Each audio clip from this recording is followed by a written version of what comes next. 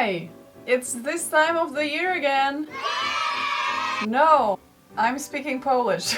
So if you do not speak Polish, please turn the subtitles on right now and enjoy the rest of the video. Cześć! Powracam po rocznej przerwie niemówienia po polsku. W filmikach, w prawdziwym życiu czasem coś jednak powiem. I powracam z tego samego powodu, z którego zaczęłam do was mówić w mojej ojczystej mowie ostatnim razem, to znaczy...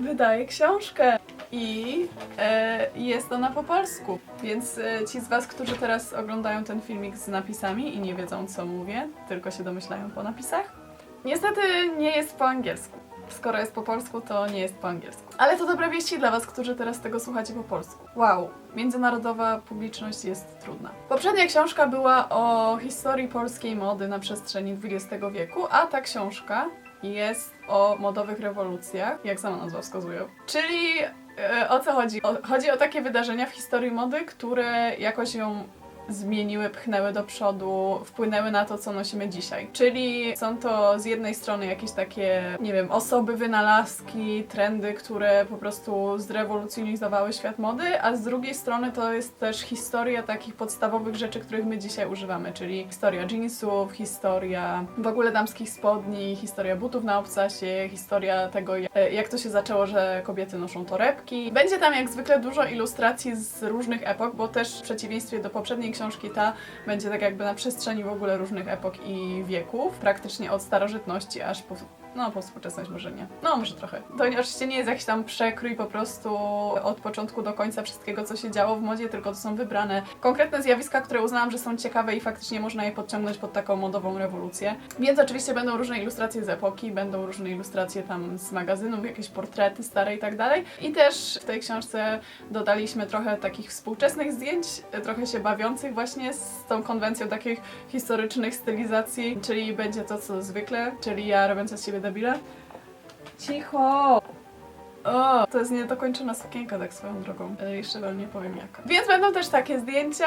Oczywiście przy robieniu tych zdjęć znowu mieliśmy spore zamieszanie, bo tak jak ostatnio musiałam się przebierać w każdą dekadę z XX wieku po kolei i to jeszcze w dwie stylizacje, tak teraz miałam z kolei stroje z różnych epok. Więc miałam na przykład XIX-wieczną suknię, albo taką z początku XX wieku, a potem nagle XVIII-wieczną, a potem coś współczesnego. To też jest ciekawe, że przez to, że się ubieram na co dzień tak w stylu retro, to do takich zdjęć musiałam pożyczać współczesne ciuchy autentycznie, bo nie miałam na przykład, jeansy, wzięłam takie produkcje z lat 40., bo stwierdziłam, że no można je podciągnąć pod jakieś takie szerokie jeansy współczesne, ale na przykład top na ramionczkach W ogóle ta sesja była ciekawa, bo tym razem te stroje były wielowarstwowe, ale też wymagała ta sesja robienia ode mnie różnych dziwnych rzeczy. Na przykład jest takie zdjęcie w książce, na którym prezentuję dwa różne buty. Jeden jest XVIII-wieczny, a drugi jest totalnie współczesny.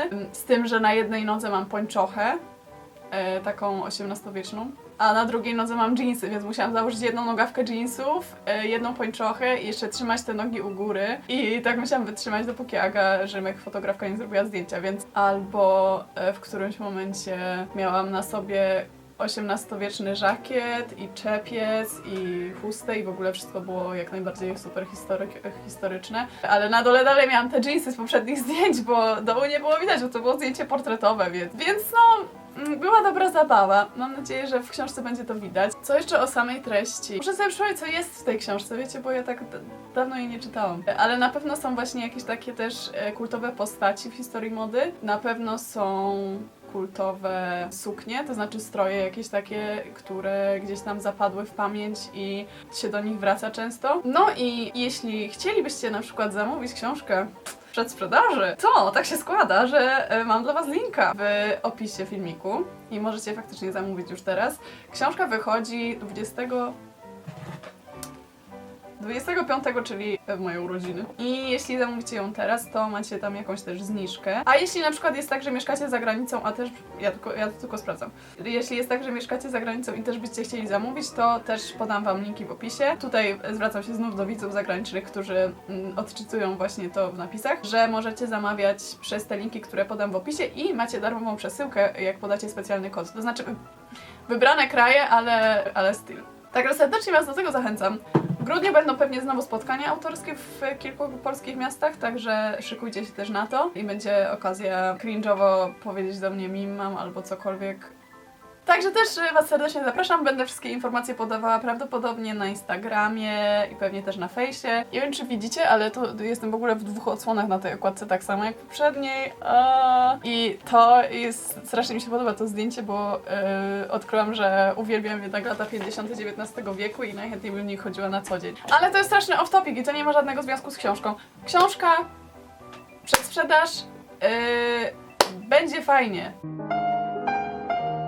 And to my English viewers, thank you for patience, and you can get the book as I said, even though it's in Polish, but you can still get it. You can cut out the pictures, please don't do that. Cześć! See ya!